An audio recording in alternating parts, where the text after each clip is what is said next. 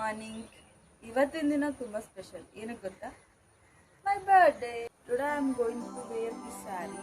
ಇದು ನನ್ನ ಅಮ್ಮನ ಸ್ಯಾರಿ. ಇವತ್ತು ಇದರಲ್ಲಿ ನನ್ನ ದಿನ ಸ್ಪೆಂಡ್ ಮಾಡ್ತೀನಿ. ಹೇಗೆ ಕಾಣಿಸ್ತಿದ್ದೀನಿ? ಚೆನ್ನಾಗಿ ಕಾಣಿಸ್ತಿದ್ದೀನಿ ಅಲ್ವಾ? ಬರ್ಡೇ ಅಂದರೆ ನೆನಪಾಗೋದೇನು?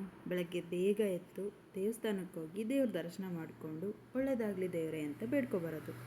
ಹಾಗೆ ನಾನು ಕೂಡ ನಮ್ಮ ಕಾಲೇಜ್ ಹತ್ರ ಇರೋ ಒಂದು ಶನೇಶ್ವರ ಸ್ವಾಮಿ ಟೆಂಪಲ್ಗೆ ಹೋಗಿ ದೇವ್ರ ಹತ್ರ ನನಗೆ ಒಳ್ಳೇದು ಮಾಡಲಿ ದೇವರೇ ಅಂತ ಬೇಡ್ಕೊಂಡು ನನ್ನ ದಿನನ ನಾನು ಶುರು ಮಾಡಿದೆ. ದೇವಸ್ಥಾನಕ್ಕೆ ಹೋಗಿ ರಿಟರ್ನ್ ಬರೋ ಟೈಮಲ್ಲಿ ನನಗೊಬ್ಬರು ಸಿಕ್ಕಿದ್ರು. ಯಾರು ಗೊತ್ತಾ? ಆ್ಯಂಡ್ ಇವ್ರನ್ನ ಮೀಟ್ ಮಾಡಿಕೊಂಡು ಸೀದಾ ನಾನು ಹೊರಟಿದ್ದು ಶಾಪ್ಗೆ. ಯಾಕೆಂದರೆ ಬರ್ಡೇ ಟ್ರೀಟ್ ತೊಗೋಬೇಕು ಅಲ್ವಾ. ಸೊ ನನ್ನ ಫೇವ್ರೆಟ್ ಚಾಕ್ಲೇಟ್ ಕೋನ್ ಐಸ್ ಕ್ರೀಮ್ನ ತೊಗೊಂಡು ಸೀದಾ ಕಾಲೇಜ್ ಹತ್ರ ಬಂದೆ.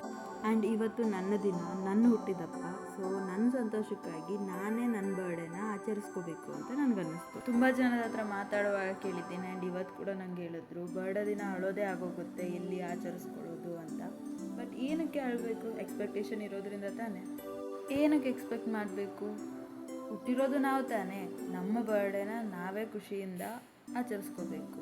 ಸೊ ಇದು ನಮ್ಮ ಜವಾಬ್ದಾರಿ. ನಮ್ಮ ದಿನನ ನಾವು ಕಳೆದಲ್ಲೇ ಬೇರೆಯವ್ರು ಯಾರೋ ಸೆಲೆಬ್ರೇಟ್ ಮಾಡ್ತಾರೆ ಅನ್ನೋದು ತಪ್ಪು. ಸೊ ಹಂಗಾಗಿ ನನ್ನ ಬರ್ಡೇನ ನಾನೇ ಕೇಕ್ ತರಿಸ್ಕೊಂಡು ಎಲ್ಲರ ಜೊತೆ ಖುಷಿಯಾಗಿ ಸೆಲೆಬ್ರೇಟ್ ಮಾಡಿದೆ.